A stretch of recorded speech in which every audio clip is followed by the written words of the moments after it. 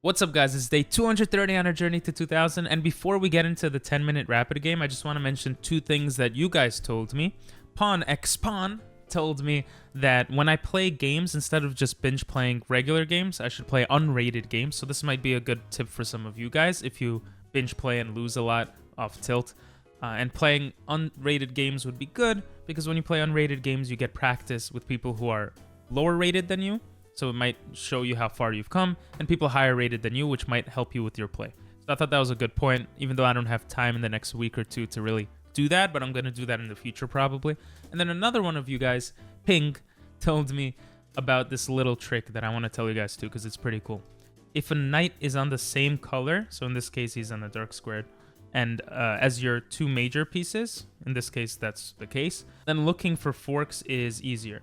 For example, if the knight is on a light square, it has no way to actually fork your pieces because a knight always goes on the opposite square. But if it's on a dark square, you can look for those forks. And here you can see it. If the knight goes to e4, it forks the queen and rook.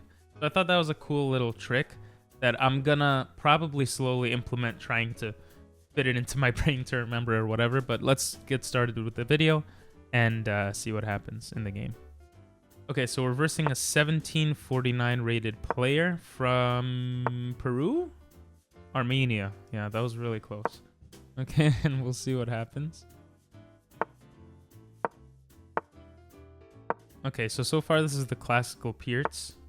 And there's nothing too crazy going on. I'm just going to castle. And I think at some point, maybe the bishop comes here right now. Yeah, I think the bishop can come here, pinning the knight to the queen. And then, okay, unless he does that. I think I take, here, take. Rook attacks queen here. That looks okay to me. So let's do that.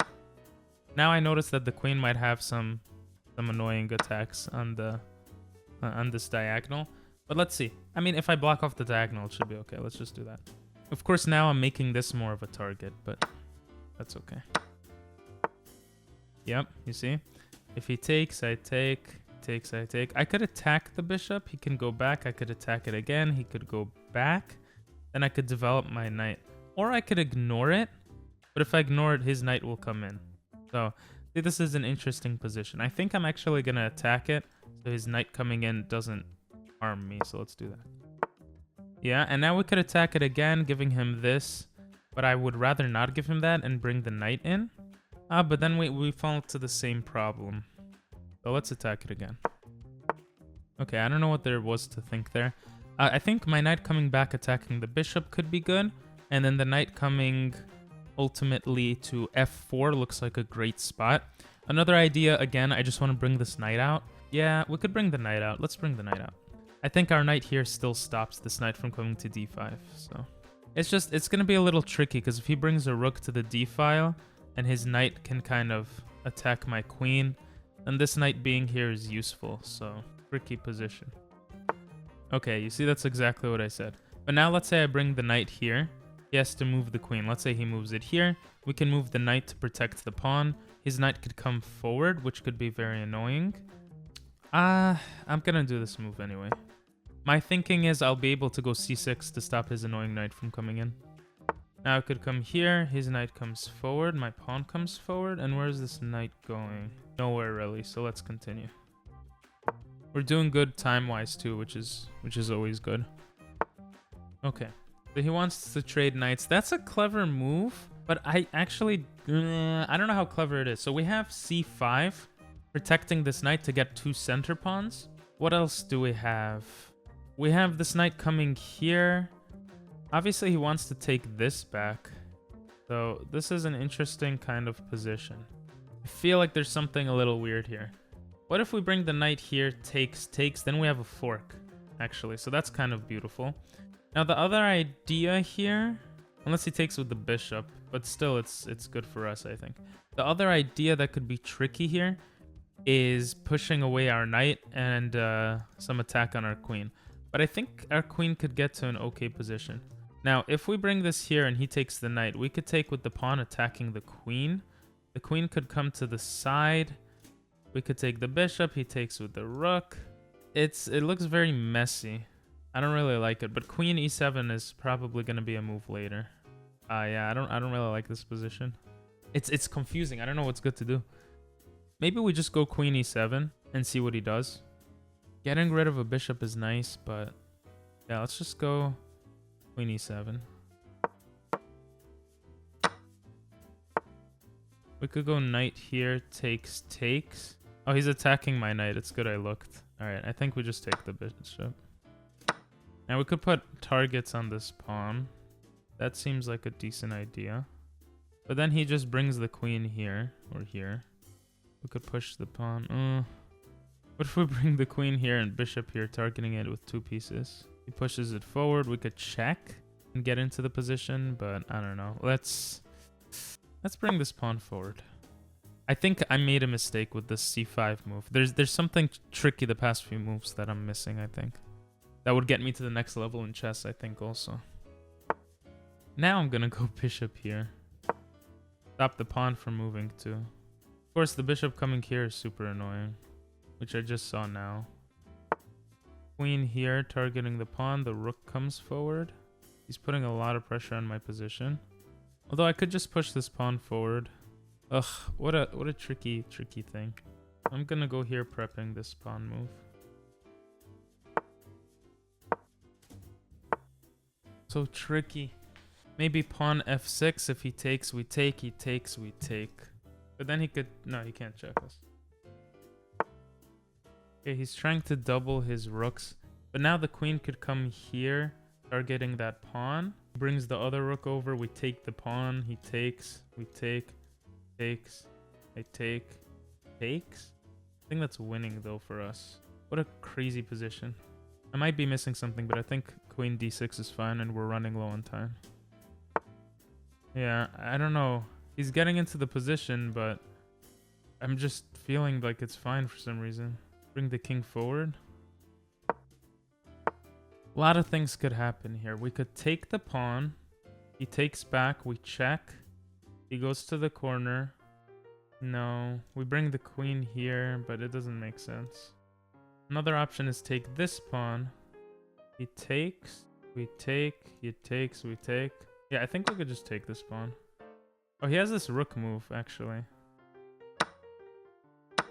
I'm missing something here. Yeah, I'm missing something. Check, takes, check in the corner. But it's not... I don't know. So tricky. I have time. I don't know why I'm playing fast. I have time. So... he's getting his bishop active. Yeah. Take, check, take. That's dumb. Maybe take with the bishop. Check, take.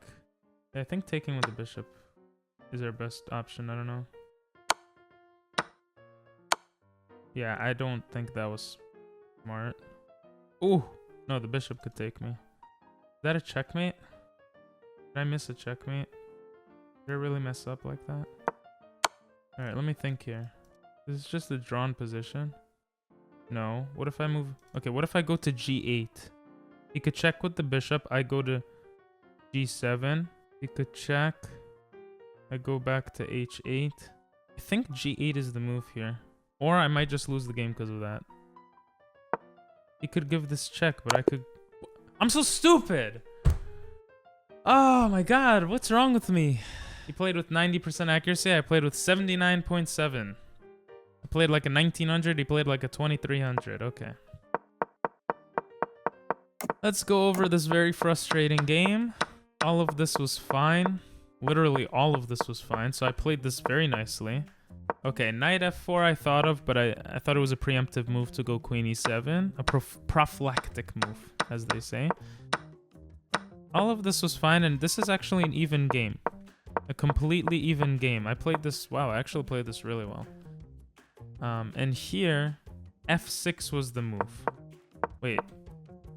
f6 is not the move. f6 was my move. ac8 was the move. Okay, well... Then ac8 again. Why rook ac8? What does that do? Well, okay, apparently I was winning here. Taking that pawn was dumb. Rook ac8. I'm so confused with what this does. Oops, not that. this? Is this to break through on the queen side? Or like the other side of the board? And just ignore everything going on? Is that the whole point here? That this is completely even on the left side of the board and to break here? I mean, that's the only thing that would make sense, right? C4 takes, bishop goes back, D3 takes, and now I have lines to actually attack him. And D1, I'm one step away from making a queen. Okay, that's some crazy stuff. I guess I shouldn't have been scared. I don't know. But okay, I took this pawn, he took. We're taking a lot of stuff. He had a brilliant move. And here he had a mate in one with this queen move, and we both missed it. Okay, so there was... I don't know what I'm overthinking here. There really was nothing to do. I thought maybe if I go here, we could just repeat, but this is a checkmate. So, I don't know. I need to practice my mate in ones. I don't know what the hell I was thinking, but that was pretty bad. Now here, computer likes, instead of taking, again, just rook a8. Everything is blocking this bishop's access was the whole point of this position, I believe. And me saying I needed to understand something beforehand to like break through to another level, I guess it wasn't true. I played pretty well here, understanding kind of the ideas behind what I wanted to do. So, and there was no point where it was like completely terrible. So really my biggest problem was taking this pawn. Was not understanding that blocking this bishop's access is the entire game here. Literally the whole freaking game. The whole game. The whole game is here. Let's see. Computer says like maybe taking like this. I would take like this. Okay. Taking towards the center is better. Why is this worse? I guess it gives more access. It just creates an open file for everything. And then this thing that I mentioned would come true, right? And this is just an annoying type of thing. If he comes here, attacking here. Yeah, I start having to play very defensively. So, I suppose that makes sense. Computer likes, I don't even know, really. But okay, this makes sense. So, taking towards the center is something I should know anyway. And here, what do? Computer says queen e2. Just fight on the other side. And I think this is the difference between people my level and people higher level. It's hard for us to see kind of these types of ideas. And that's unfortunate, but that's how it kind of is. And here I didn't see how amazing this is. Okay. So this is actually, I'm threatening a checkmate here, which is just insane. It really was about breaking open this diagonal to attack the king. That's pretty unique. I thought I lost because of the last few moves, but it was just the whole end game, middle to end game that I misplayed. Usually I don't misplay that badly. So that was very interesting. I think hopefully I learned and I understood the idea of not allowing the bishop to gain power. And even here, instead of taking back, maybe even coming back would have been better. Or maybe not, because he can just come into the position. Computer says queen h6. That makes a lot of sense. Maybe even take like this. And there's a... Yeah, this is a very, very crazy position. And I suppose this would be checkmate, so... I hope you guys enjoyed the game. If you watched this far, say AC, because the AC is on. Have a great one. Bye-bye.